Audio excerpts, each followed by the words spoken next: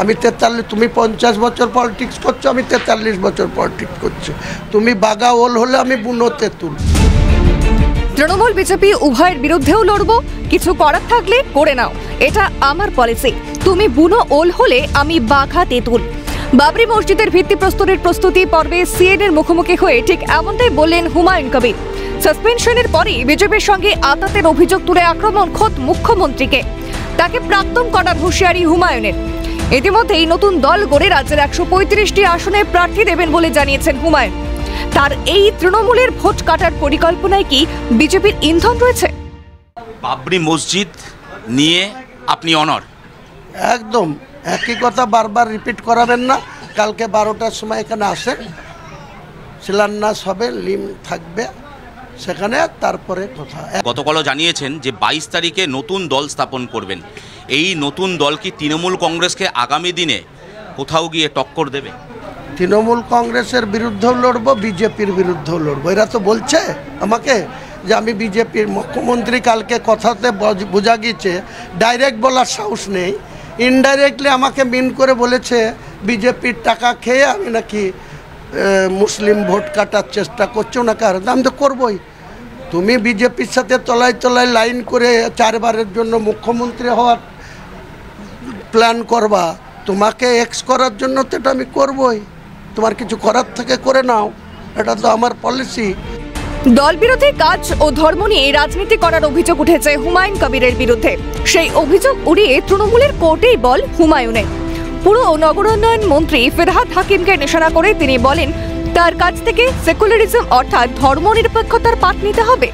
ববি হাকিম গতকাল বলছে যে আমাদের দল ধর্মনিরপেক্ষ দল, হুমায়ুন কবির যেটা করছে সেটা ঠিক নয়।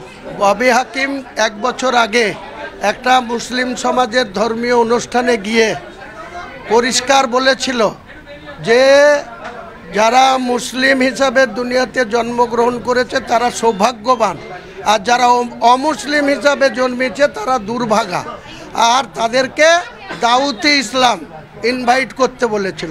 এটা কতটা সেকুলার এটা বলা যায়? ভারতবর্ষের কোনো নাগরিক এটা বলতে পারে? আমি আমার ধর্মের প্রতি পূর্ণ আস্থা রাখতে পারি, অপর ধর্মের প্রতি আমাকে শ্রদ্ধাশীল হতে হবে। তো উনি কেন বলেছিলেন যারা অন্য ধর্মে তারা দুর্ভাগা বা তাদেরকে দাউতে ইসলাম হতে, সবাইকে ইসলাম হতে? আজ তার কাছে আমাকে সেকুলারের পাঠ নিতে হবে, ধর্মনিরপেক্ষর পাঠ শুনতে হবে? প্রশ্ন উঠছে সংখ্যালঘু ভোট কাটার চেষ্টা বিজেপির হাতিয়ার হুমায়ুন কবির। 2-2 4 করছেন অনেকেই।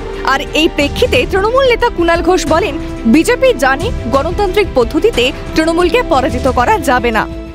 এইটাই তো রাজনীতির,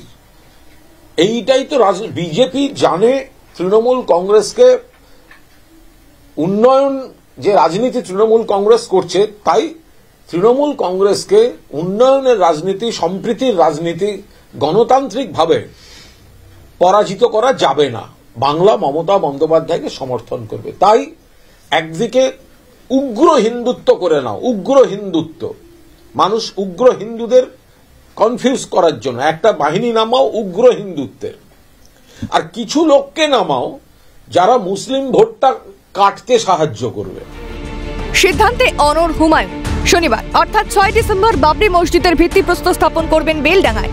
তবে এদিন কোনো রাজনীতির কথা হবে না বলে স্পষ্টই জানিয়েছেন হুমায়ুন। তবে কি 26শে নির্বাচনের পর বদলাতে চলেছে রাজনৈতিক প্রেক্ষাপট? বাংলার রাজনীতিতে নতুন অধ্যায়ের সূচনা হতে চলেছে, নাকি সবটাই লোক দেখানো? বলবে সময়। ক্যামেরায় জাকি সিং এর সঙ্গে শুভজিৎ দে, ক্যালকাটা নিউজ, মুর্শিদাবাদ।